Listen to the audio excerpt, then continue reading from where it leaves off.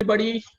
Welcome to one more very power-packed session on New Age Media Careers. Myself, Dr. Samir Karkhanis from Yanko Executive Education, and I would like to welcome all of my student fellows as well as faculties from the media and entertainment industry and industry professionals for this very interesting next 1 hour where we are going to discuss on careers and opportunities and trends in the world of media entertainment, more specifically to digital media, social media, digital transformation. These are the key topics which we will discuss.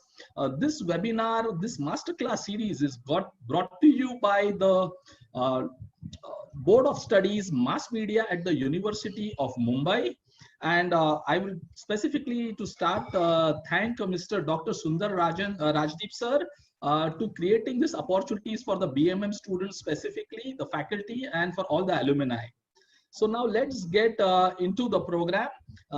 Just to set a context, Vivek, this is a 7-day session which we are doing with one strong industry expert, domain expert who will be guiding our students into the world of media and entertainment. And yesterday we had Dr. Bhaskar Das from the Republic TV, and he gave an overall media overview on how the media and entertainment industry has evolved. And today we have invited you to specifically speak on the digital transformation and world. So friends, let me briefly introduce you Mr. Vivek Barghava, because I have seen him, I have heard him on multiple occasions, and he introduces himself very well. And there is a lot of learning in the way he has really built up his career, right? So Mr. Vivek Barghava is the CEO at the DAN Performance Group. It's a Dentsu Aegis Group company. It's a very big network of media agencies. So Vivek looks after the digital and the analytics and many other businesses. Huge teams report into him. Vivek has been a very sought after TED speaker. He's a thought leader. He is an angel investor. He supports a lot of startups. And you should sometimes check him out on YouTube, and you will know the ocean of knowledge that Vivek can bring to the table. So Vivek, I'm handing over to you. I will be logging out. I'm going to switch off my camera, and then it's all yours. There will be questions which will be coming. We can go on for maybe now, like for the next 30 odd minutes with you, and then we'll move into question answers. Yeah. And that's the way we'll take it from here, right? Great. Vivek, you will have... Yeah, perfect. Sounds great, Samir. Thanks for inviting me, and I would love to share some of my experiences in these tough times you're living in. Just to give a little bit of context, I started a digital marketing company, leaving my family business way back in 1997. So that also tells you I'm old. I think basically those days were the times where people did not have internet access and companies did not have websites. So imagine doing digital marketing in those days, how difficult it must have been. I think I went to almost 14 years of Vanvas. They say that, 14 years Vanvas was where nothing was happening. I was suddenly called a genius when the dot-com boom was going on. And dot-com bust happened, they called me a moron. Then again, I was called a genius when digital became big again. Again, in 2008, I was called a moron because the whole digital industry collapsed with the financial industry. So last time they called me a genius in 2012, what I did was I sold my company. So I said, at least if they call me a moron again, I will be a rich moron.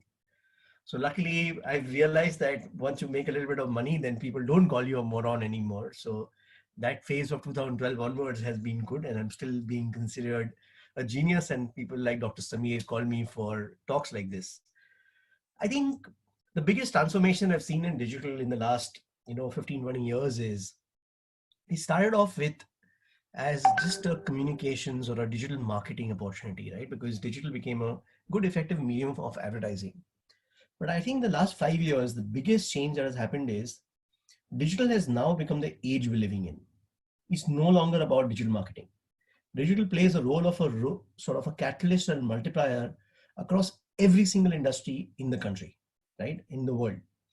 I don't think a question is like, 20 years ago, some of you maybe actually your age is still well, maybe 20 years old, but 20 years old, there used to be ads in newspapers, and the ad would say that you apply for this and this job and computer knowledge will be preferred. Meaning if you knew how to operate the computer, you would get a preference for that job. The funny part is the office peon in my office today, if I were to order some coffee, we send him a WhatsApp. That means if he can't use a mobile, he can't use a WhatsApp, he can't be an office peon anymore. My belief is in the long run, digital will have exactly the same role. If you understand digital, you will be relevant, you may get a job. But if you don't understand digital, you will not even have a job of a peon. So the way computers have evolved and today computers are needed even by a peon, I think digital will have exactly the same thing. If you don't understand digital, you won't get a job. Now, the way I define digital is no longer about social media or search and this thing. Digital obviously considers and it's the subcomponents of all these things, but digital is also a mindset. So generally what happens is that even if you are a 22-year-old kid who's thinking of taking up a job in a company, I think it's very important that the digital mindset is sort of developed. So digital mindset, let me share with you some of the things for digital mindset. Digital mindset is about taking data-driven decisions. That means if you go to somebody and say, make a choice between this green or that pink, a lot of times in the past, the boss would say, okay, I will choose pink because I like pink. But now what happens is you have to go to the same boss with data. And based on the data, even though the, the, the boss could ignore the data and take a decision, but he will be forced to consider that data before he takes a decision. So the mindset of the company has to be where the team member as well as the boss looks at data and takes a data-driven decisions. Digital is also about doing small pilots and seeing what works. So when you do a task, doing a small pilot of it and seeing if it's working, then you do larger task with the same thing, right? So they call it firing bullets, calibrating them, and then throwing the cannonball. So doing a small pilot of a task is very, very important in digital. Thirdly, I think digital is moving in the right direction is the way you look at life. So what happens is, should you get integrated marketing degree? I think you should. Do you think every person in the country will have internet access in the long run? I think they will. Will digital become a way of life for all of us? And I think COVID-19 has proved it. Yes, it will. So now keeping these things in mind, how should we plan a career? Right? That's the direction we have to take. Now, building a blueprint of what courses to do, what are the things to be done is still a blueprint, right? You can take a decision, but where the world is moving, if you know what the direction the world is going to go into, it's easier for you to take a decision, what decision you should be taking. So that again is a digital mindset of operating with a compass philosophy rather than a blueprint philosophy. I think the critical thing for all of you students is that I think, let's say, let me share with you my story today. What are the things that I do? So I sold my company to Denso in 2012. And then I realized that I want to do things that I haven't done before. So I started handling all the acquisitions. So I know what kind of companies people have created, and a lot of opportunities are there in creating digital companies that networks like Denso and other people will buy. We have a small venture fund of Denso that spearheads into me. So we're investing in a lot of companies who are building new technology practices in digital advertising. We have a data sciences team that is now exporting its products in 35 countries in the world, all built with a small 10 people, 20 people team within the agency of Denso.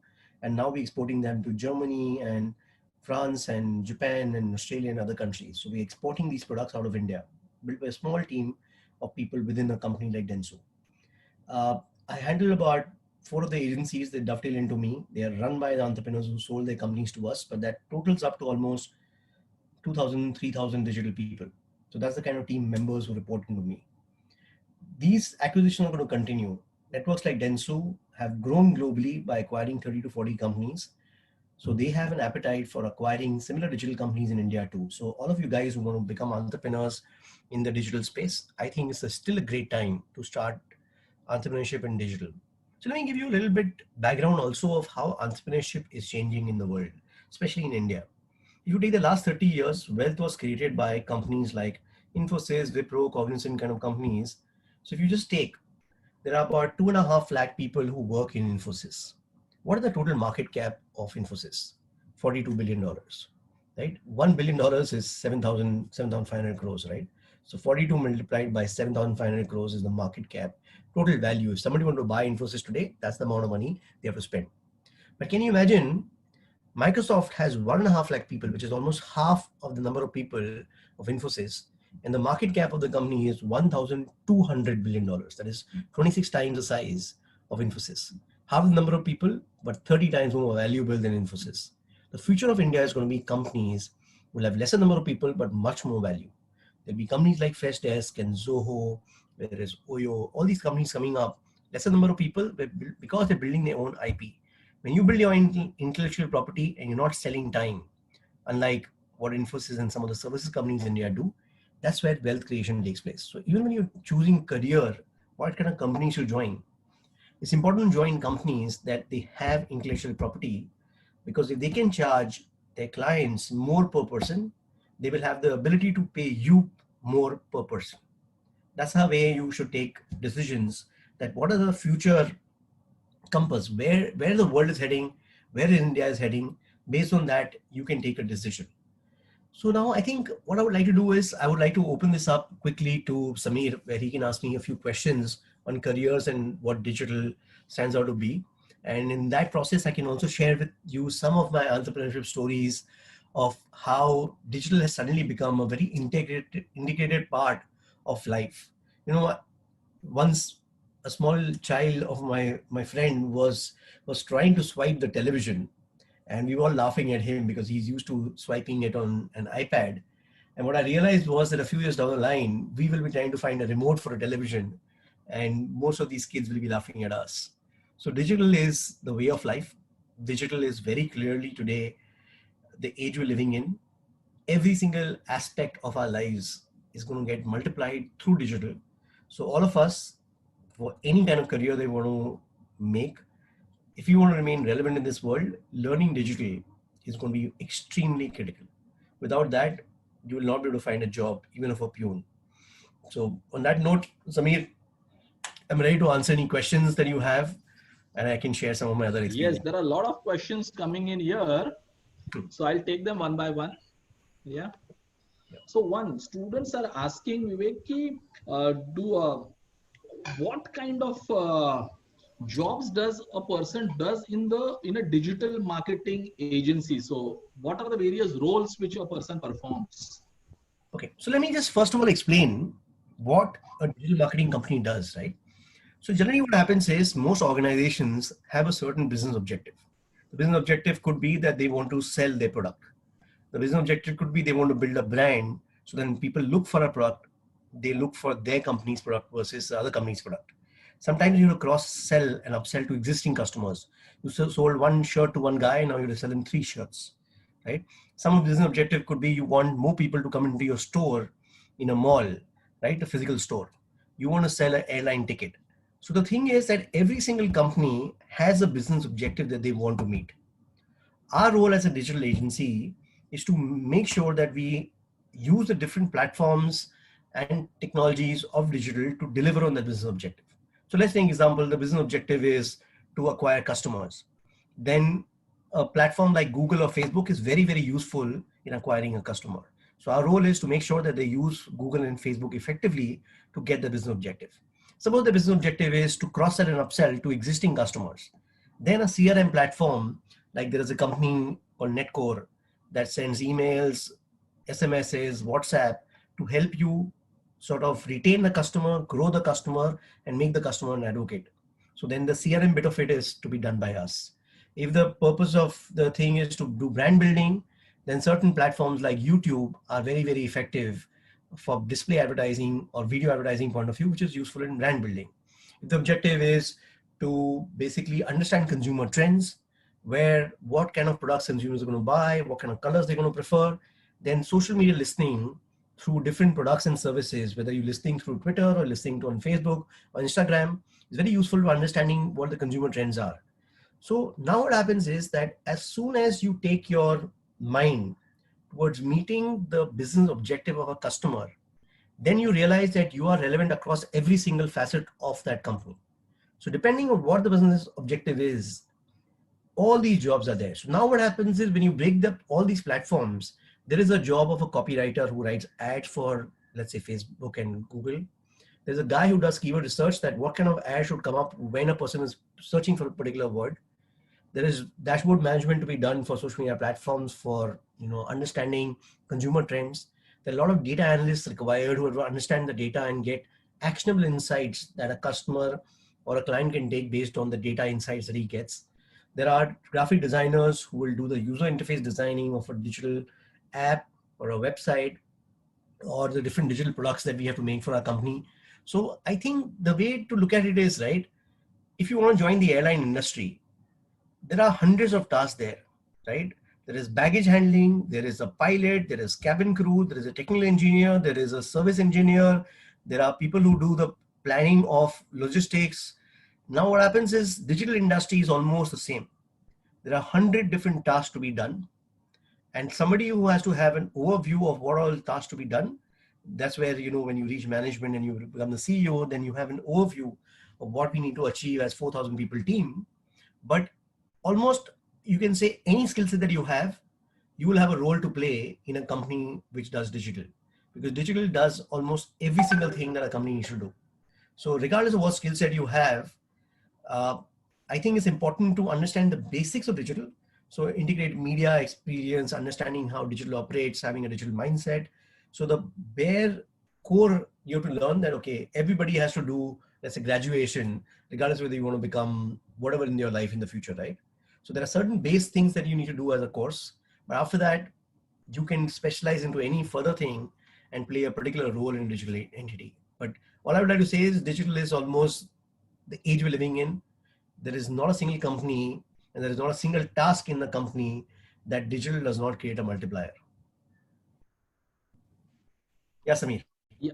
Vivek, the next question is about what kind of courses or qualifications would agencies look at for somebody as a youngster to make a career in a digital agency or an advertising agency? What should they undergo? Because only BMM or BCom may not be sufficient to get a job and perform well in the companies. Yeah. So see, I think my belief is, Samir, that right now is the best time to get educated. Warren Buffett was once asked that, how do you fight inflation or crisis? And he said that education is the way to fight inflation, because when you invest in yourself, then the growth in salary and the growth in income that you will go through will take care of the crisis of the future, inflation of the future. Similarly, I think everybody's coming out with basic graduation of BMM, right? So when I'm looking at hiring people, I don't know how do I distinguish between a person who's joined from one BM or the other BMM. I think after that, I think if they've done some other courses, either they've done some digital courses, they've done some data analytics courses, they've done some AI and machine learning courses, or they've done integrated media courses, I think I would look at that person more favorably, because I think there is some level of further education they have done. But having said that, after that, they still, over a period of time, there's a lot of learning in the job also, right? What kind of interest areas do you have? Do you want to become a user experience designer? Do you want to become a data analyst? Do you want to become a coder? So there are a lot further specialization that you can go for. But I think understanding basics of digital, understanding basics of media, integrated media sort of a course would be good to have, uh, at least as a base when you're going for an interview, where you would at least get called for an interview. But again, as I said, right, you could be a coder with a lot of speciality, a lot of specialized knowledge in coding and data analytics, then also you will have a role to play. Yeah, Vivek, the next question is upon digital entrepreneurship. What kind of learnings or knowledge one would need to start either a digital agency or maybe be a freelancer in the world of digital social media marketing? See, as I said about digital, right, digital or social media marketing, in a way, plays a role across every single facet of an organization. So now what happens is that the way I look at it is, if I look at entrepreneurship, when do you start a company? So in fact, I'm doing a disruptive strategy course of Harvard through Yangpo itself. And that course taught me one very interesting thing. It said that everyone has to do a job. Which product or service do you hire to do that job? So what happens is there is a challenge that organizations are facing today. The challenge could be acquiring customers. That challenge could be acquiring the right kind of customers. That challenge could be anything. Now, if you can start a company that solves that problem or creates a product that that company can hire to solve their challenge or do their job, then you will have a potential as an entrepreneur. So I think it's very important to go into the market, meet up with a lot of customers who you think is your potential customers, find out what is the problem they have, and do you have a product or a service in mind that will solve that problem. That is the best way to start a company, right? There is a guy Kawasaki who has given a very interesting video talk, and he wrote a book called The Art of the Start. And he started off with that you start a company because you want to end evil. And he was one of the founders of Apple. And the reason they started Apple was because they considered Microsoft as evil. So they said, okay, we'll start Apple because we want to end evil. Then he said that you start a company because you want to stop and eradicate something which is good. So good is the enemy of great. So if there is a good product in the market and you actually feel that you have a replacement for that good by something which is great, then you should start a company because great will replace the good. So I think it's very important that when you start a company, you should have a very clear challenge or a problem that either you have faced or companies are facing, and you can create a product or a service or a company that will solve that problem. If you're solving a real problem that companies are facing, then that the chances of the company doing well is very, very high. Yeah, then the next question is, uh, Vivek, they want to know that today there have been a lot of talks about TV plus digital plus the on-ground events all are merging into one. Convergence is the new way to go ahead. So what is this conversion and what is the future looking at a digital, or only isolation one can work, or it has all 360 degrees? So some views on that. Sure. See, I think, Sameer, what has happened is, right, when we start off and something is small, then what happens is we use the word digital or we define it that, okay, this is conventional media and this is digital media. Let me give you an example. When I say a photograph today, send me a photo, do you not assume that it's a digital photo? It's not going to be a printed photo, right? You and I actually have even seen a physical photograph which will come from a lab. But a lot of today, people in this webinar, 500 of them in this have probably never seen a photograph, or they've seen their parents' wedding album photograph if they have ever seen it, right? So it automatically means a digital photograph. When I talk about a song or a music, I automatically mean an MP3. We stopped using the word digital because now when I say music, it means MP3 music or digital music, right? Similarly, I think people are going to stop saying digital marketing. It's just going to be marketing. If I'm watching video on YouTube, whether it's on a television or a laptop or an iPad or a phone, it doesn't matter, right? So the fact of the matter is that what's going to happen is that these words are created by us. And this is broadcast television. If you ask a teenager today, they're watching Netflix on television. For them, they're watching Netflix, right? Whether they watch it on a phone or a television is the same for them. They don't know what is broadcast media, what is non-broadcast media. So I think what's going to happen is that these words, because we are slightly older, that's the reason we distinguish between television and digital video. If you take in the next few years, like how we don't distinguish music and photographs anymore, people are not going to say it's going to be video advertising, it'll be non-video advertising. If video comes on television, it comes on YouTube, or it comes on anything else, it is not relevant because it's just video advertising, right? So I think that word integrated will go away. It'll just become marketing. It'll just become advertising. It'll just become one word, which will obviously mean everything put together. But yeah, I just feel that digital is going to become bigger. The reasons are very simple, right? Generally, what happens is that when you take a country like India, where there are a lot of inequalities, what happens is that a smaller percentage of population controls majority of the disposable income of the country. So what happens is that if you take even all the people in this sort of webinar have access to a mobile, have access to an internet, they are filtered audience who have studied, who have done the BCom, they've done the BMM. If you take the next 10 years, 20 years, they will be in that 3%, 5% of India's population who will be earning a few lakh rupees a month, if not more. So they are the ones who will be having most amount of consumption. So this 5% of India's population does 80-90% of the consumption. And most of the brands need to reach out to this percentage of the population. Travel, education, barring FMCG, most of the other industries need to reach out to only 50 to 100 million people in India. And digital allows you to reach out to those people very, very precisely. I can't reach out to 2 million people through television precisely, but digital allows me to reach out to those 2 million people precisely. If you want to sell a car, there are only 2 million cars sold in the country every year. So maybe I need to reach out to only 10 million people a year. I don't need to reach out to 200 million people a year. So then digital works more effectively. So when you take marketing, today television grew from print at one point in time, right? And print went down. Similarly, I feel that mediums that are not having that precise ability to reach out to specific niche users in a place like India, their, in a way, usage will go down. And digital mediums that allow you to reach out to precise users. And so if you take conventional media was very, very strong earlier because they had reach, they had a very good ad unit, and they had the ability to deliver frequency.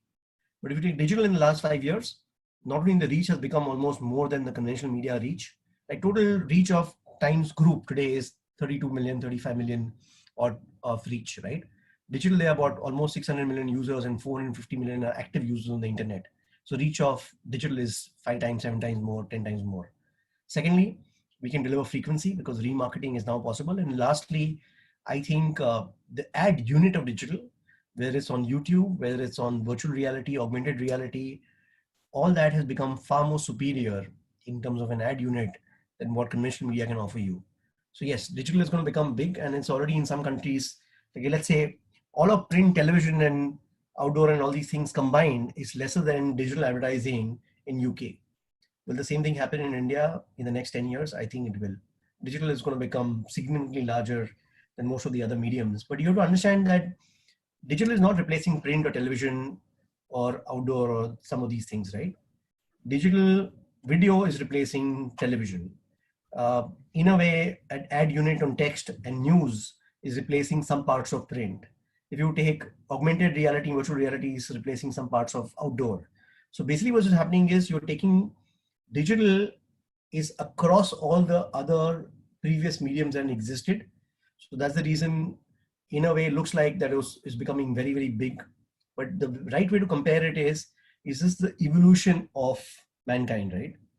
Every time a new superior thing has come in, which has replaced the thing which used to be inefficient as compared to this one, right? So when you have a job to be done, the job, so earlier if you take, we would travel by horse carts, then we came to cars, then we came to planes.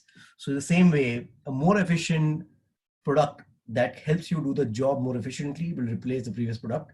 And I do believe digital is a more efficient, superior product than other conventional mediums that were accessible to us and were accessible to us earlier and are accessible to us now. Okay. Yes. I'm Vivek, I'm combining a few questions together. So yeah, I can see there are about like 80, 90 questions which are that chat itself is like 100 plus. Yeah. So I'm also struggling to today, So I'm struggling to get on the questions, but then I'm just understanding the theme. So a lot of students where we are seeing, they are saying I am passionate about public relations. I am into journalism, VMM. I am into advertising. I want to be on the client side of the. I don't want to work in an agency, but I want to be a brand manager.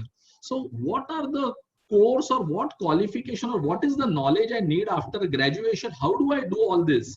Because they are passionate. Somebody wants photography, somebody wants sports analytics, and then how is it all merged with digital? What is the skill set needed? That is what they are asking. So Sami, see, I think it's a very difficult question to answer, right? Because what is happening is that education itself is evolving a lot. If you take earlier, education was, let's say they used to call it STEM. It used to be science, technology, engineering, and math. Professor Harari, I've read all the 3 books that he has, talks about that it's about communication, collaboration, critical thinking, creativity. These are the 4 C's that people will require to learn. But adding a few things of my own to it, you need adaptability. How can you adapt quickly and get into new things? How do you build resilience? You're going to have tough times in your life, and this period is a tough time for almost every single company, every single individual. How are you going to be resilient? Then you come out of it stronger. How are you going to have learnability, where you will learn things faster because AI and machine learning will replace certain skill sets faster than ever before? Are you able to learn new things quickly and learn more and more things across the board, right? So now I think what happens is that the company who has a product that you want to get into, let's say PR, so there will be the top companies in this. Then you have to see is, okay, what can you do differently, right? If you take PR earlier used to be making sure that you feature in print or you feature in television. Now PR could mean something totally different, right? PR could mean is that how do you identify, uh, fake news could be a part of PR. How do you ensure that you are able to educate your leaders to create content like this, which would be useful for the company? That could be PR. So if you go into anything, there is going to be a new product which is more efficient. And as a young person who has access to technology, if you do courses, so everybody will have to do some base courses, right? I think Samir, you are in a better position to advise what kind of base courses everybody needs to do. But after that, a lot of learning will happen once you join the company also, right? Because see, for me, even today, right, I'm doing a master class on entrepreneurship through this thing called masterclass.com, right? I am doing a disruptive strategy course of Harvard as we speak. I'm actually learning mentalism through some of these online courses where you learn magic and mentalism, because I'm also learning stand-up comedy. Now, if I'm learning stand-up comedy, the reason I'm learning stand-up comedy is because in a group, when you make people laugh, people have higher recall of you. I give a lot of talks. Stand comedy is useful in making the audience laugh because that's the way you engage with them. I'm learning mentalism because it creates much higher recall value. When you go for dinner and you do some tricks, people remember you, and tomorrow they have a digital marketing consulting need, they'll remember me. So even at this point in time of my life, I'm learning new things to become better at what I do. Now, this is how learning is going to be. Earlier, learning used to be what you learn to get a job. And now learning is going to be what you learn to keep your job and to grow in your career and to become the CEO of a company. So I think it's going to be very important that we have to change our mindset that getting a job can't be the end of learning. What is the book you're reading right now? I've talked to some people who have hardly read any books in their life. Okay, if books are not your game, okay, go through documentaries, do audiobooks, go to Blinkist, go to Mentorbox, learn, right? Today I'm reading this book called Trillion Dollar Coach. It's about Bill Campbell, who taught and basically is the coach to Steve Jobs, Larry Page, and Sergey Brin of Google. He was the coach to Intuit CEO. So he's basically is a $1 trillion coach. All his mentees were running $1 trillion companies. That's his role, right? But that's the book I'm reading right now, because as a leader, my role is to coach a lot of CEOs that report into me. And if I don't know how to coach them, then I will be ineffective in my job, which is being a CEO of CEOs, right? So I think it's very important that people learn as much as they can, and you will advise them what they should do before they get their job.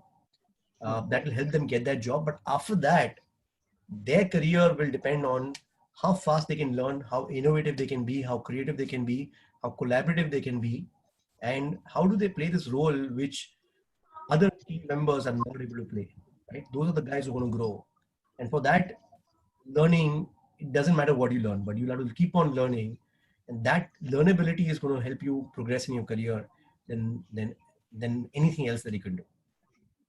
Uh, One more again combined question. Do you really need to do a full-time MBA program to get into the world of digital marketing, or a post-graduation program specifically targeted, which is a combination of management and technical skills and creative skills, could be a good start point? My thinking is that I think the physical learning in classrooms, right, and full-time programs, I think are going to be a thing of the past. Because today, there is so much of evolution of knowledge that is happening. Offline can never keep up with it. Because what happens is that, first of all, I have a slightly different view. The challenge is with MBAs is, right, you're starting off with this method of case studies. The problem is that history is written by the victorious. So the very fact is the case study has been written. The guy who won wrote the case study, right? So you will never know exactly what happened. So learning from that is very, very difficult. So today you need to have a scenario building capability where this is the current scenario. What would you do? And there is no right and wrong. So today, how do you create a case study for COVID-19? Because this kind of thing has not happened for the last 100 years, right? So we don't know what a company should do. So all the people who were used to understanding of case studies and replicating that in their companies today, they're going to struggle. But people who have been entrepreneurs, who have done innovative thinking and done creativity and strategy courses, per se, I say, okay, this is the scenario. Now I have three modes. There is a lockdown mode, there is a recovery mode, and there is a growth mode. What should my company do over these three modes over the next 9, 12, 24 months, 60 months, 36-month period, right? So now that MBA can't teach you. So I would recommend do as many online courses as you can, do learning on the job, find a lot of mentors whom you can talk to, attend a lot of conferences online. Like I'm doing this, it's called EXO World, which is a conference right now happening where Salim Ismail, Peter Diamandis, Ray Kurzweil, all these guys are doing a course. It starts at 6 p.m. in the night and goes on till 2, 3 a.m. in the morning. And about almost 2, 3 billion people will have access to this content, right? I'm doing that course right now. So doing as many courses you can, in-talks, TED, Singularity, doing online programs. Even if you want to do an MBA for a degree, a lot of online programs are there, or Wellinger or NMIMS and some of these guys. Do them, right? But I think try to get a job, start a entrepreneurship company, do things like, I think entrepreneurship also teaches you a lot of things, right? It teaches you the 4 skill sets that Professor Harari talks about, right? How do you learn creativity, communication, collaboration, critical thinking? I think entrepreneurship will teach you all these things. So, or you join a company, but make sure that these are 4 skill sets that you're trying to develop. So there is no easy answer for this, Samir, but my thinking is that doing a physical classroom, spending 2 years of your life, learning things which may not remain relevant very, very quickly thereafter. I think learning online through much more better professors, right? So if you can get, a lot of times physical classroom is useful if you can build a great alumni. So if you get into IIM Ahmedabad, please do it, right? Because it is not what you learn inside of IIM Ahmedabad. I think just being a part of that cohort and having alumni like an IIT Bombay or an Harvard full-time MBA or IIM Ahmedabad will be useful to you in life. But doing an MBA, 2-year MBA with not the best colleges in the world, I think there are a lot better online options where you get access to much better faculty and you'll waste lesser time and you can spend that time in doing a lot more other online courses available. So I think that would be my take and my advice on this. Sure. We will take, so Vivek, we have a lot of faculty members also in listening to us now. We will take some few questions from there. So there's a question on, what is the future? This is from a very, very senior professional in the industry. And how is the future of management education in the digital world? And this is from one of the top colleges you named just now, So, and these are colleges who are really blending online and offline all together. So, Samir, I just missed the last sentence. Can you just repeat the question? So the question is, how is going to be the future of management education in the digital world? Because a lot of colleges are now seeing opportunities, globally also. The best brand names are now going global at Indian prices. Big Indian universities, business schools are now going global. A lot of them are getting into conversions, mixing cases, live projects like the Wellinger Media program. It's a mixture of theory and experience and cases put together. So they want to know what is the future. And this is from an educationist point of view. What do business schools, universities do now for the future, I think, first of all, I think what they must do is that their current education needs to have some kind of view from an industry practitioner. So what happens is that, let's say, if I go to an MBA class today, right, they will still teach me the 4 Ps. I'm not saying that the 4 Ps are not important, right? But the fact of the matter is that in the world of internet, to a certain extent, a lot of those 4 Ps have sort of lost their way, right? Because today pricing can be freemium where things are free. There is no specific place, right? Product also, there are 60,000 different variations of products one can do because depending on how much price you're willing to pay. But more important than that, right? You know, I have this theory of something called pipe and personalization.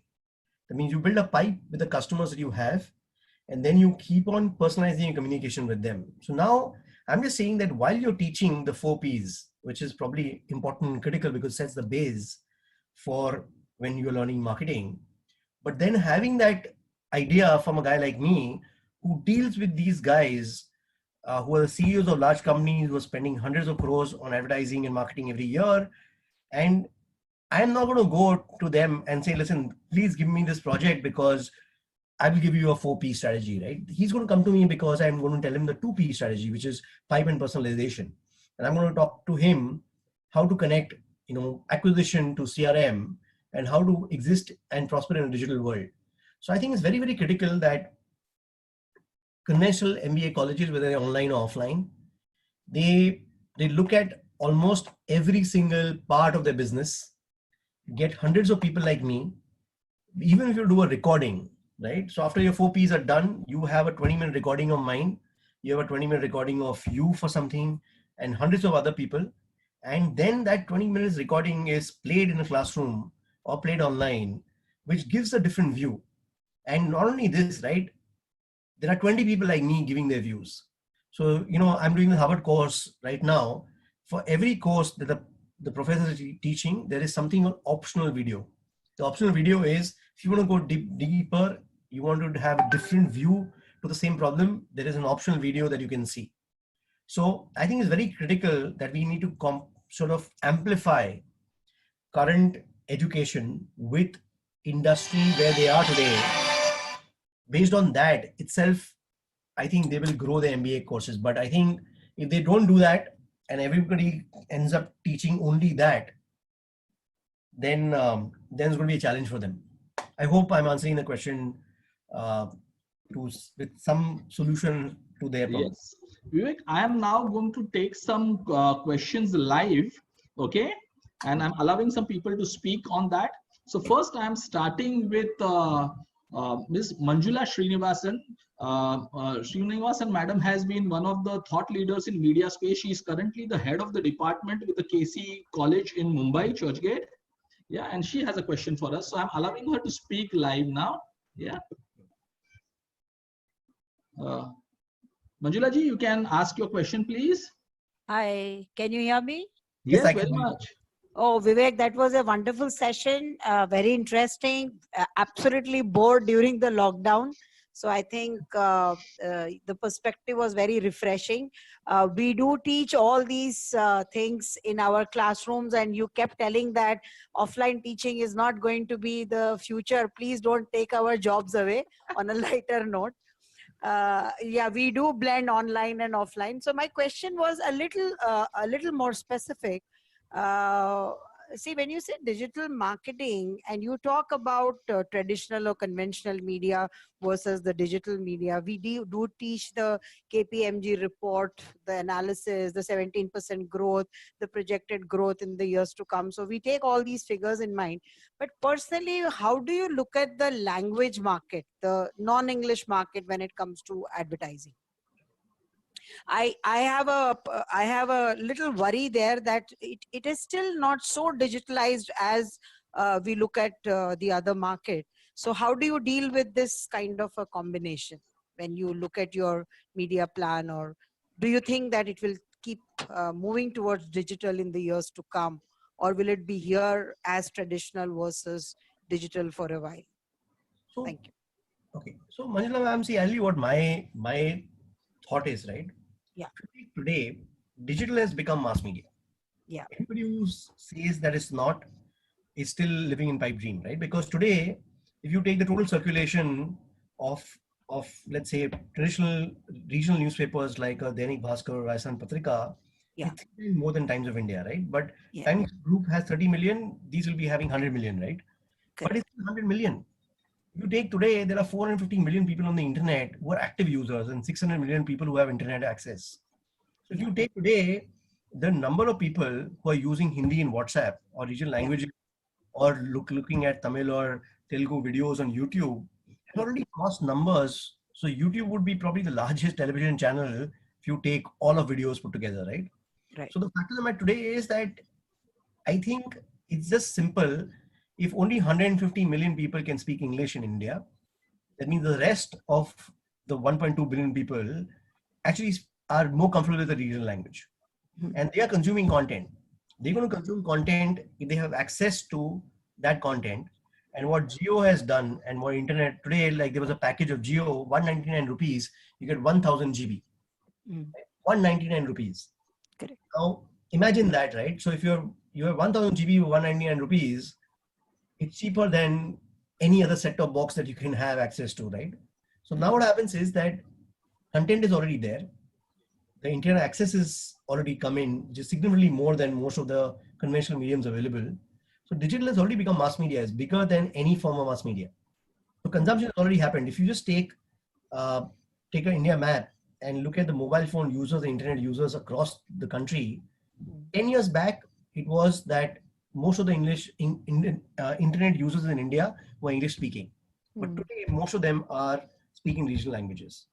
Now, if you ask me, content is still to catch up. That means there is a lot more content possible in regional languages, and I think there is a clear opportunity out there. But I think to a great extent, AI and machine learning is going to create content, at least subtitles completely automated. Correct. You've seen the calls that Sundar Pichai did where you can book a haircutting appointment using an AI bot and it sounds like a person. I don't see a few years down the line, you could feed in an English movie and the computer will translate that movie into 30 languages. So content conversion using AI and machine learning on real-time basis. So that means first of all, you'll convert it and then there will be a physical guy who will see that movie and maybe there are 5-10 corrections that he has to make in each language. That's all they'll have to do. And you will have one movie being shot in one language and straight away it will be shot and given you. And not only that, if you've seen some of these fake videos, creator, where they actually even lip sync. Done, right? Yeah. So normally the actor will be speaking in Tamil and he'll be like an Arnold or a Tom Cruise talking in Tamil, but his lips exactly the way when he would speak Tamil, how his lips would move, right? And that'll be part of the movie. So in a long story short, digital is already mass media. I don't think we will distinguish that digital is for English speaking users and regional language users will lose less of internet. So I think today we're just talking about advertising. It'll be across the country, across every single facet of population of India. Regarding age, demographic, languages, doesn't matter. It's going to be all of India. Yeah, great. We'll take the next question, Vivek. Sure. Yeah. So we have Dr. Uday Salunke, Group Director from the Wellinger Institute of Management, one of the top business schools in India. And they also run a very progressive postgraduate program in media entertainment in 2-year and 1-year platforms, you know. So I'm allowing Dr. Salunke now to ask a question live. Who doesn't know Dr. Salunke? I think, so I think the whole country knows him. Hi, Vivek. Can you hear me? Of course, I can. Yes, Professor Salunke. How's the future of management education in the digital world, which is our bread and butter? So, Professor Salunke, I think already your digital business is bigger than your physical business. True? Yeah, that's true. That's true. So, I think it's going to be a combination of both, right? So, what's going to happen is that there is only a certain limit of people whom you can take in a physical classroom. Especially like when you take a esteemed institution like Wellinger, 10,000 people apply to you, you are able to give admission to only 10 of them. So the rest, 9,990 of them can't get admission into Wellinger, the management program, right? So they don't have a choice. Now the thing is, you would like the same professor giving a lot of people who could not get into that top 1% or top 0.1% access to that professor, right? Access to that education. So I think online will amplify your physical presence. So I think what will happen is that if you take, I'm doing this course in Harvard, right? Why am I doing it in Harvard? Why not some other guy? Because the thing is that the best professor, in fact, the ironical thing is that this course is taught by Professor Clay Christensen, he passed away in Jan 2020. Yeah. It means if I really wanted to do it and I could go to Harvard class, I still couldn't do it because he's no more in this world. But he's teaching me innovation and he's teaching me digital disruptions, right? Disruption. He's the guy who wrote Innovator's Dilemma, right? So the thing is, I have access to that because Harvard gave me that access. Similarly, because today you run one of the best colleges in the country, you will get access to the best professors. A certain percentage of students will be able to get into your physical classroom.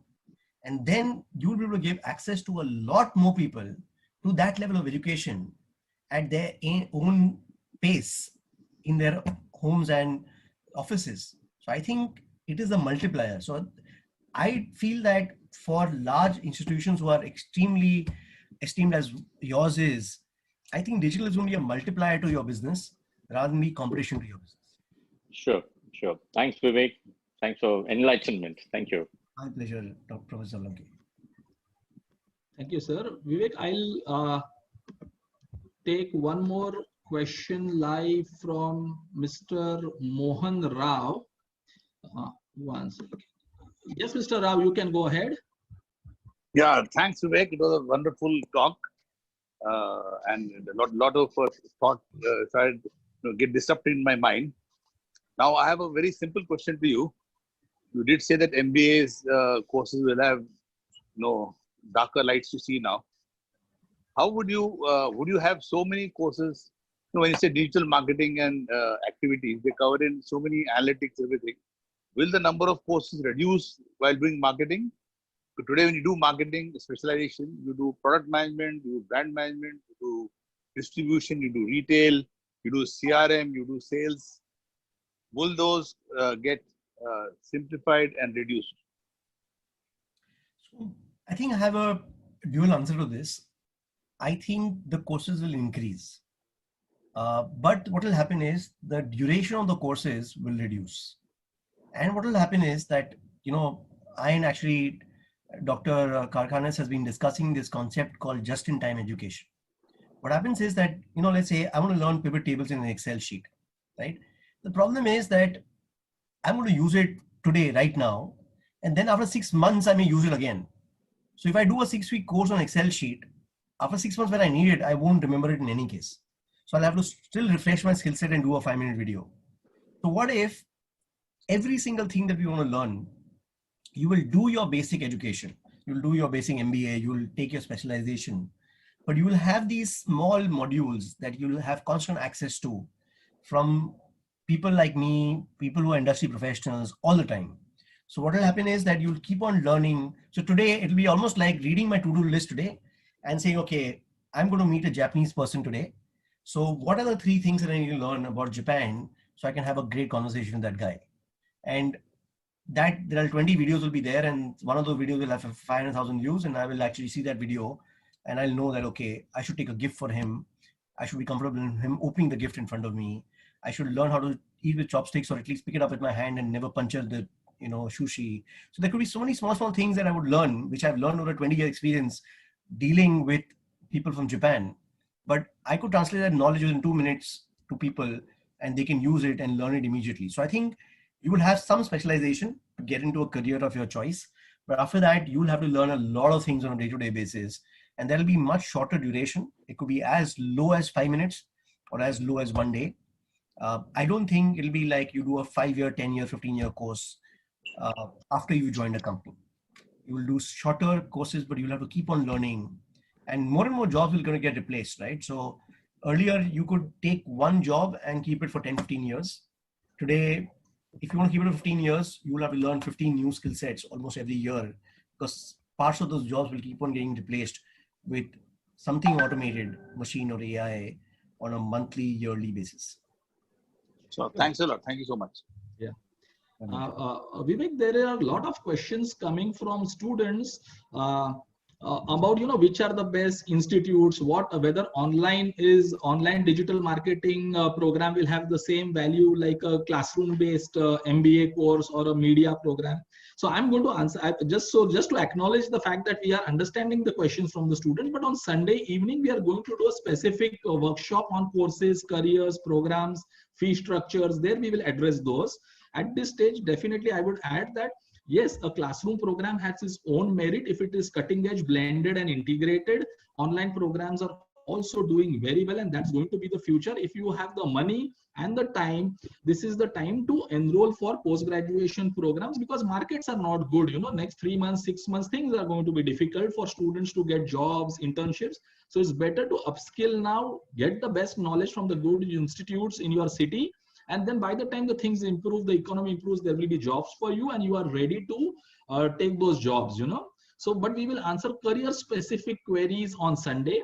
Vivek, I'm taking one more live question from Dr. Sangeeta Mankad. Dr. Mankad is the head of the department BMM at the Lala Lajpat Rai Institute in Mumbai. Yeah, I'm taking her live. Sure. Madam, go ahead. Yeah. Hi, Vivek. Good to hear you. Lovely session. Thank you, Samir, for taking me online. My pleasure. Vivek, I have two paradigm questions. You were just talking about engagement with the audience and learning and upskilling also, Samir has been mentioning. So two things. One, these young generation, our students, right? They're still into offbeat mode of digital media. They're not very convinced of the fact, like let's take TikTok for the matter, right? They're not very convinced that TikTok is going to be the next mantra. If this is going to be yes, then what are your thoughts on this? To inculcate new thoughts and new learning in digital space for students. Second, in terms of engaging the audience, should we look and consider the elderly population of India who has access to internet, who has time also, but are not getting engaged as much in this digital space? How do you suggest can that be approached while we move on in digital India, this whole journey of progressing ahead? Can you share your thoughts on that, please? So Dr. Sangeeta, what I'll do is I'll actually tackle the second question first, which is about the elderly population of India. I'll share with you one very interesting story about my life. My father learned computers when he was in his 70s. He started having a video call with me when I would travel. He started doing online courses. He actually did a 3-month Vipassana course online, and he was quite mind-blowing in using technology. But if I compare that with my mother, my mother never learned technology. So what happened was that when I look at back, unfortunately, both of them passed away 5 years ago, and they're no more. But if I look at the last 10 years of my dad's life, last 10 years, and last 10 years of my mom's life, my dad had a very, very fulfilling life last 10 years. Correct. He would talk to me, he would order things on his own, he was able to download music, he would listen to YouTube, and compare that to my mother. She would want me to come and meet her, and I would do my best, but she would have much lesser conversation with me. And in fact, I feel that's a huge opportunity of educating elderly people. Right. In fact, I have funded a company called EmpowerG that trains. We have 200 plus videos on every single aspect of digital in 4 languages. So if you go to EmpowerG app, it's perfect recommendation for anybody who is 55, 60 plus to go through the app. There is a very dynamic woman called Aparna Thakkar who runs the company, and our purpose is to help elderly people learn technology. So that's something which is a huge opportunity, and I think this COVID-19 has proved it, that today they are stuck. If they could order medicines, they could order food, they could understand and entertain themselves using digital, they would be in a much better state than they would have been without digital, right? So I think a lot of NRIs actually have been taking our help in training their parents on digital, and I think there is a huge opportunity in that. In fact, you talk to Dr. Karkanis, if we can work in some manner where this can be free to governments, etc., so that they can make not only people use this app more effectively, but also it teaches them how to avoid cyber frauds, because it's very, very easy for a lot of people to be gullible and fall into cyber frauds. Very true. Coming back to the other question you had, see, I think the way to look at digital, Dr. Sangeeta, is not to look at a platform, right? So I don't say that you should learn Facebook or TikTok or Twitter or Google, right?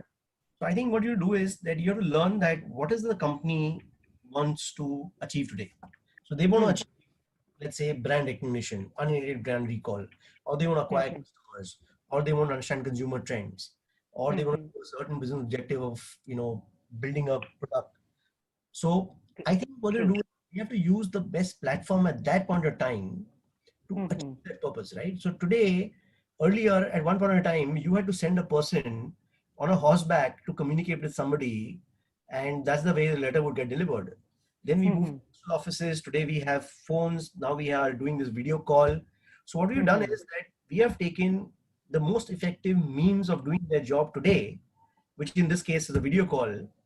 But that's about it, right? Tomorrow, if there is a virtual reality thing where we all wear our headsets and we see ourselves in front of each other and we can actually shake hands virtually and talk to each other face to face without knowing the difference in reality, then that's what we'll be using. So my thinking, don't think of TikTok. TikTok is a great information dissemination medium. It reaches out to a lot more people, but that is what it is today, right? So tomorrow, if there is something else here, that's what we'll end up using. But the need to communicate is not going to go away. The need to build a brand is not going to go away. The need to sell a product is not going to go away. So always look at it from the job to be done. The job is sell. If TikTok helps us sell that product, so be it. If tomorrow there is a new medium that helps us sell the product, so be it. So our job we should learn how to sell a product and have enough proficiency in the current best product or service that can do the job today. So whatever that today, that product is. If it's TikTok. So that I'm sorry to interrupt you. So that, can you suggest, what you're saying is so meaningful, that for us, for the students to be learning, it's also imperative that we, the teachers, so-called the professors who are dealing with the young mind, we should also tune up ourselves, keep upgrading ourselves, absolutely, keep learning these new skills to impart knowledge and information to these young minds, to be always challenging themselves to learn new avenues. So what I would suggest, maybe perhaps you can take it ahead since you're in this world, suggest to these people whom we are doing the conferences with to create modules where we also get hands-on learning. Yeah, and therefore, one of the things I would recommend is, now this is something which I think I've been talking to Samir also, is that let's assume that, let's assume all the colleges license content which comes from the professional. So let's say I can talk to the CEO of Facebook and CEO of Google and CEO of YouTube, CEO of TikTok in India, and get a half an hour module from them, which will be what the benefit of TikToks can be in today's, right? So today, when in your course, there is a half an hour module to be played at the end of that course. When you learn. Now, the thing is that a lot of times I've seen this apprehension of wanting us to come into the classroom, right? Now, that's not possible. Generally, what happens is that I've had so many invitations to come and speak in the classroom, but if I can address today 1,000 people in one shot, and this absolutely can be we use the digital space to the best benefit for everybody. Exactly. So I think we're open to that, and then I think this is a great idea for Professor Samir. Like, I think you can actually create content which is the license given to all the physical colleges, right? The existing courses, and it's charged on a license basis on a yearly basis, and every year you'll keep updating it. But all they need is. So we are in the Vivek, we are in the process of content creation currently on multiple topics, digital transformation definitely, but multiple topics, and we are also blending it with the modules from the Harvard Business School online, which is now allowing colleges and universities scholarships to the tune of 60 to 70%. So I'm already on that journey. What we are going to do, Vivek, in the coming week, I'm going to again request you, because these are similar requests coming. Can we do something for the educator, one session similar? Correct. For BMN faculties, principals, educators. So request your time, Vivek, again one more time in the coming days. Also, Vivek, now Samir, I'm at home. I'm available. So maybe you two guys, along with some more, create modules. And since we are also Vela at our end, we could upscale ourselves and be ready Certainly. to take this ahead for and take it forward with our kids, you know. Certainly. We will You do could, that. Samir, I would suggest you could create particular modules. And you know what? All colleges are also in a need of doing this because of NAC, NAC Yes. factor. So that need the college anyway has. And you bring these modules and people like Vivek were so educated and well informed. We would love to lap it up. We would love to. And then, of course, the information goes ahead to the students once we are also equally on front with that. Sure, I will do that. Yeah, I will take the next question. Thanks, Dr. Mankad. Thank you. Let's Thank be you in so very touch. much, both My of you. pleasure. My pleasure, man. Yeah. Vivek, I'm again request. See, we have more than 1,400 people now on all platforms put together. Vivek, I'm requesting 15-20 minutes more of yours. There are a lot of questions, Vivek. Yeah. So let's take student question. I'm seeing like Ranjana Vishwakarma up for a very long time. So I'm taking her live. Next is going to be Aishwarya Durai Swami, Muhammad Akil, and Arvind S. Yeah, and so I'll start with Ranjana Vishwakarma if she's still there. Yeah, Ranjana, you there? Yes, sir. Yes. Hi, go ahead with your question. Sir, I want some confusion after my BMM course. What can I do after my BMM course, which is the very important part of my life? It, it's a very huge part of there. I mean, बहुत सारे I mean मैं हिंदी बोल सकती हूँ क्या आपको? हाँ बोलिए आप हिंदी में बताइए मैडम. सर एक्चुअली मैंने BMM कोर्स अभी खत्म किया जस्ट तो मुझे कंफ्यूजन मैं अपने लाइफ के लिए क्योंकि यहाँ पे बहुत सारे कॉम्पिटिशन है एज अ एजुकेशन जॉब के लिए तो मैं ऐसा क्या करूँ ऐसा कौन सा कोर्स करूँ जिससे मुझे बेनिफिट हो मुझे लाइफ में मतलब लॉन्ग टाइम तक मैं ये मतलब जॉब हो या फिर कोई भी अपॉर्चुनिटी मुझे हासिल हो सकती है. Okay. Vivek, can I answer this? Yeah, please. Answer. So Ranjana जी मैं आपको एक पर्सनल सजेस्ट करूंगा संडे इवनिंग को 5 o'clock संडे इवनिंग 5 o'clock को हम लोग specific courses careers what after graduation what young professionals को करना चाहिए क्या अपॉर्चुनिटीज है क्या फी स्ट्रक्चर उसका एक स्पेसिफिक सवाल एक सेशन रख रहे हैं हम लोग संडे को शाम को 5 बजे आप उसमें जरूर आइए ये सब हम एड्रेस करेंगे आज का जो सेशन है वो स्पेसिफिकली डिजिटल पोस्ट बीएमएम उन चीजों के ऊपर है.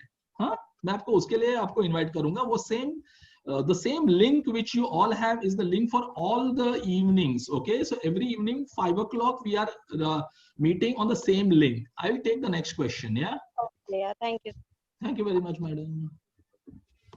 So it's going to be Aishwarya now. Aishwarya, I'm taking you live. Aishwarya, you there? Hello Aishwarya, are you there? I think we need to unmute. Okay. No, she has to unmute. Yeah. Aishwarya? Hello, this is Aishwarya from journalism. I want to know what about digital marketing in journalism field. No, I can't hear. Can you be a little loud and I think she wants to know which are the courses in digital marketing and journalism field. Courses specifically, madam, Sunday evening, 5 o'clock. She wanted to know, sorry, I had to interrupt. She wanted to know how is digital marketing going to benefit in journalism. Okay, sure. Vivek, you want to take it? So I think it's definitely going to benefit, right? So I think the way I look at it is that almost regardless of what you want to do, digital can play a role of a multiplier or a catalyst in it. So let me give you some examples, right? Yeah. Now today, there is some news which is spiking. So if something is becoming 1, is becoming 2, becoming 4, becoming 8, and you suddenly realize that one news is spiking the most.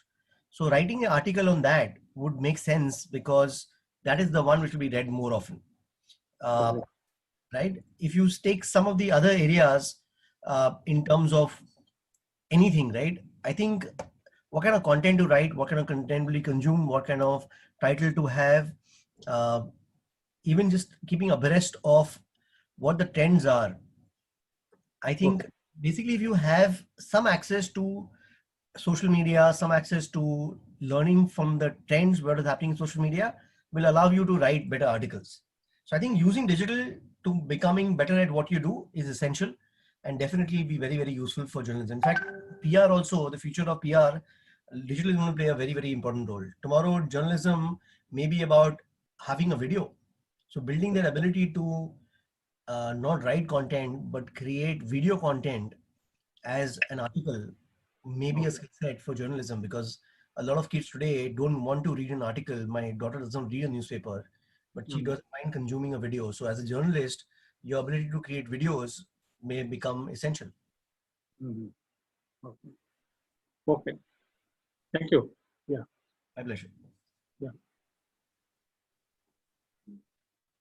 Sameer, you are muted, huh? You're muted. So Vivek, there is a question from a lot of students about, see, they are now going to graduate in the next 2 months, you know, from BMM. There is a question currently ki, many would like to do post-graduation, but many also would like to do internship. And in this current lockdown situations, and also how things will open up, they are saying most of the companies where they must have approached through their colleges, I assume, they are not getting any paid internships. So the question is, should they still do, you know, free internships for some time now? You know, so they are in a dilemma what to do. Yeah, I think Sameer, very difficult question to answer, but my belief is that something is better than nothing. So if you take a lot of large companies today, right, they are reducing the salaries of the team members. A lot of people are getting laid off. We are going to face a challenge over the next 6 months, 1 year before things actually recover. So I think taking up and becoming better at what you do, one is invest your time in education. So if you have the financial wherewithals to invest into education and learn more instead of doing internship, I would recommend as the first option. But if you don't have that, then even if you get a free internship, it'll be definitely better than sitting at home, because you will learn something from that process, and then keep looking for new jobs, keep looking for new internships. So you can keep that quest open. But I would also recommend having an internship where you're doing the internship from home, where your entire internship is based on video and doing tasks that they give you. So then you're not incurring a lot of cost of going to the location and sitting out there, etc. And then what happens is, because they're online tasks, they'll have relevance over a long-term period. So it'll be useful to you to learn how to work from home. And that will be a skill set that will be very, very valid and useful in the long run. But yeah, my recommendation is please take it up. Something is better than nothing. Instead of sitting at home and binging on Netflix, please do an internship, even if it's not paid.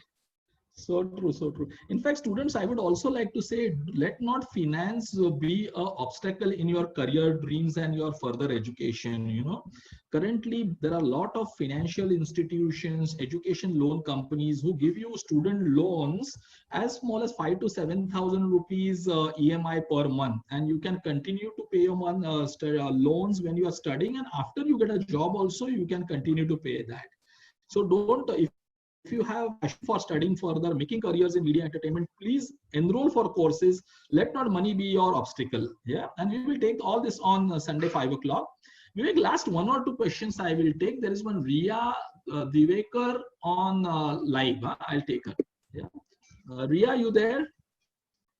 Unmute yourself, please. No, I can't. Riya, if you're there, you can unmute yourself. Okay, I'll remove her. Yeah, Riya? Hello? Yeah, go ahead. Yeah, sir, can you hear me? Yes, very much.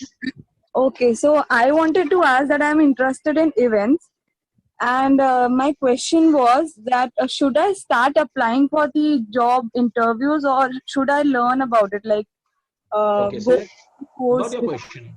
Your question is, should I start immediately working or should I study further and then get into the industry? Right. So I will tell you you must then attend tomorrow evening 5 o'clock. We have one of the best minds in the event industry in this country, Mr. Brant Ellis from the Fountainhead Group. He is the founder, CEO of Fountainhead, and Mr. Vivek has been very kind to bring him tomorrow to allow to answer your questions. So event questions definitely keep for tomorrow. But again, if you're a fresh graduate, markets are not so great for jobs today. Please enroll into a proper event, media, branding, marketing integrated course. In 1 year, when you come out from the college, you are ready for a job, right? Today, you're not going to get job with social distancing. Yeah. So Riya, just imagine, right? Yeah. The next 6 months, do you think any event company will be hiring any person? It's impossible, right? There are no events happening. So no job for events right now. I think all of us should be investing in our education. I think that's the best way that we will prepare ourselves for the recovery and the growth that may come in the next 6 months to 1 year. So definitely the best time to, if you're planning to get into events, then definitely you don't have much of a choice. You should invest in Actually, I've been done one event. Actually, it's a show, Naj Baliye. So I've worked in that. So through that, I came to know that I'm interested in events more. That's right. But come tomorrow, Ria, at 5 o'clock, and you can answer this. But again, I'm telling you, this is the time to learn and upgrade, and don't just do a specific event course. You know, you need to do an integrated branding, marketing, celebrity event program so that you make a career out of it for next 15, 20 years, right? But we'll speak more about that tomorrow. Yeah. Okay, sir. There is Arvind S. I am taking Arvind, and just one or two questions more, Mr. Vivek, then we will close. Yeah. Arvind S, if you are there, yes. Arvind, go ahead. Next is going to be DeCosta, okay? Yes. Yeah, Arvind, go ahead, please. Hi, Dr. Samir. Thanks for arranging this program. My pleasure. I'm Professor Arvind, speaking from AIMS Institute, Bangalore.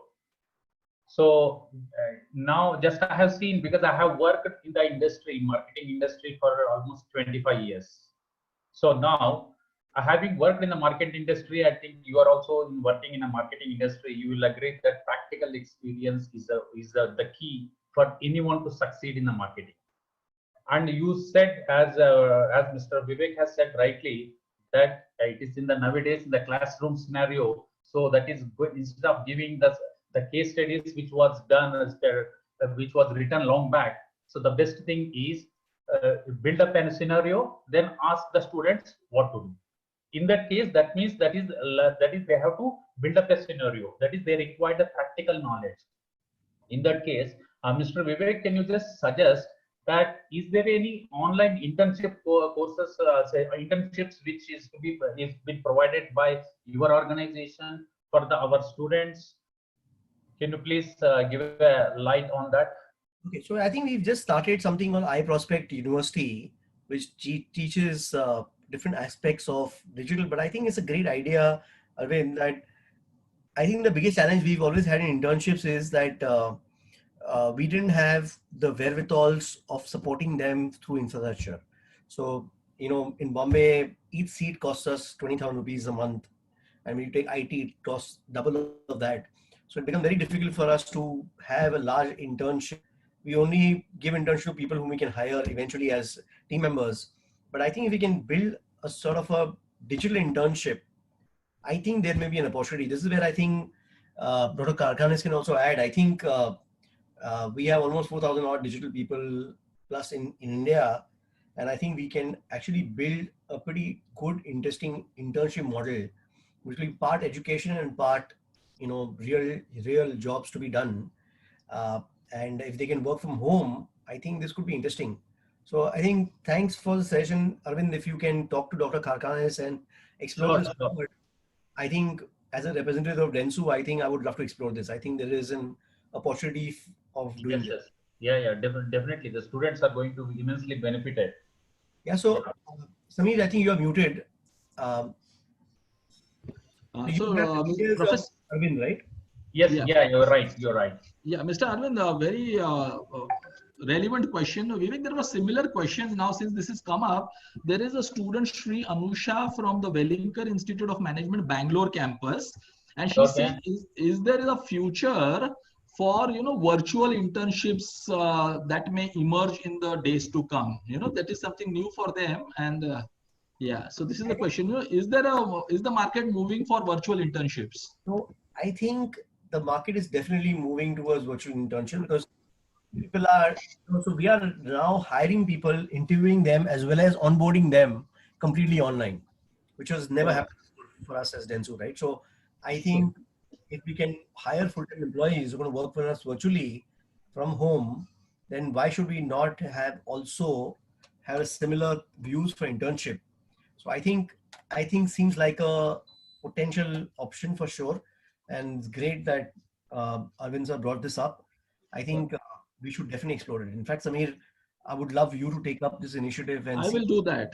I think we see a lot of Excellent. synergies in modules and internships and going online. I'm taking Aishwarya Iyer live. Huh? Okay. Aishwarya, you there? Just unmute yourself. Yeah. Go ahead. I'm Aishwarya from Mumbai. Be loud, be loud. Am I audible now? Yes. Yeah, I'm so sorry. Actually, I have completed my graduation last year from SIES Nehru in BMM Yes. advertising, and I started taking internships when I was in the first year. I completed a 6 months digital marketing course, which was introduced in my college itself from iDigital Services. Then slowly I got many internships like with Panasonic smartphones, Vivo smartphones, and many other companies. So I have What's your done question, approx. Aishwarya? Yeah, basically I'm doing freelancing currently. So I wanted to inquire, like I have to do, is it necessary to do a full-time job, or else I can continue my freelancing, or how is it like? Because it's like really very much confusing for me right now, because I went for interviews as well, but they were suggesting me that I should do freelancing because I'm having a good network. So like, what would be your suggestion, like how should I take further? And I want to pursue more as well, so that's why. I think basically the way to answer this question, question would be that if let's say you go for a job and somebody is paying you 100 rupees, and freelancing you are able to earn 70 today, and you know that you work on a little bit more, you'll cross 100 and you cross 150. Because see, freelancing to a certain extent, right, it is actually the first step of entrepreneurship. That's what it is. So if you take certain industries, every single person in the industry is a freelancer, right? If you take filmmaking, almost every single actor is a freelancer, every single director is a freelancer, right? They come together, they make a movie, and then they go their own way, right? So if you are a great individual who has the ability to sell, you can actually end up making a lot more money freelancing. But just remember, you will get more work than what you can manage. Then you'll hire to have one more person freelancing with you, and then you'll get more work than both of you can manage. So you'll have more people freelancing along with you, and before you know it, you will have a company, right? A company is what? Company is exactly freelancing, right? When I started a company, I had 300 people working with me, doing the job that was given to me. But when I started off, that's what it was, right? A freelancer job. So I think freelancing in a way is the future at a lot of places, because gig economy is the future. And but just remember that it'll be very easy. So you can easily go from freelancing to having a digital marketing company very quickly, right? So as long as you're open to that and you're willing to put in effort to make significantly more money, then it's a great thing. If you want a stability of a job and happy with whatever money you make, then it depends on what your aspiration in life is.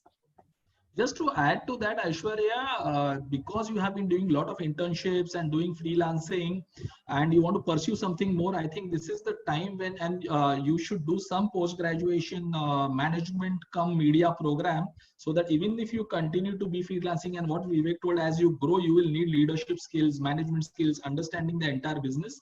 That may probably help you. Yeah. Vivek, I don't think the questions are going to stop. There are many more. Friends, what I would suggest, just you can mail your questions at info@yangpo.com.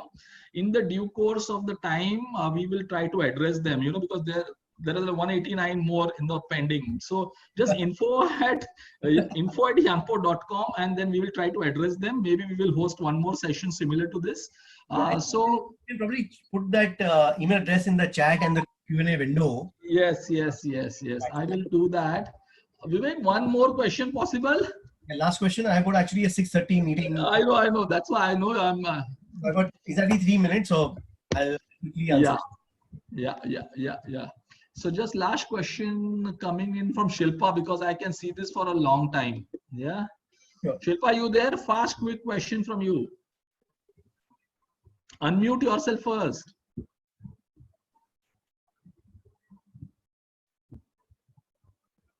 You missed the yeah. Hello. Yeah. Yes, Shilpa. Can you hear me, sir? Yes, yes, yes. Yeah. Go ahead. Sir, my question is, we at Chetnas, we are trying to be facilitator blending offline and online mode. Because as sir has been saying that online courses, people give more importance. But when it comes to online courses alone, you can acquire the skill sets. But when it comes to experience factor, there should be a perfect blending in online and offline for building the roadmap towards the problem solution.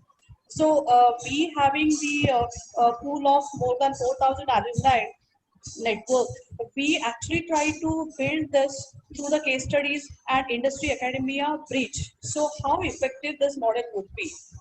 I think it'll be a very effective model. The only thing, Shilpa, is that I think it's very, very important that when your faculty or your sort of board of advisors are able to get the right industry practitioners, right? Because I think yes, sir.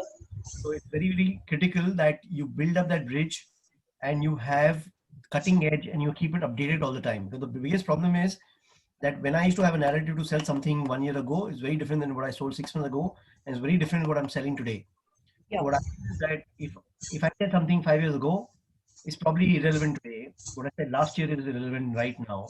In fact, whatever we've said, anything beyond 3 months is no longer relevant for the future. So I think constantly updating that information is going to be very critical.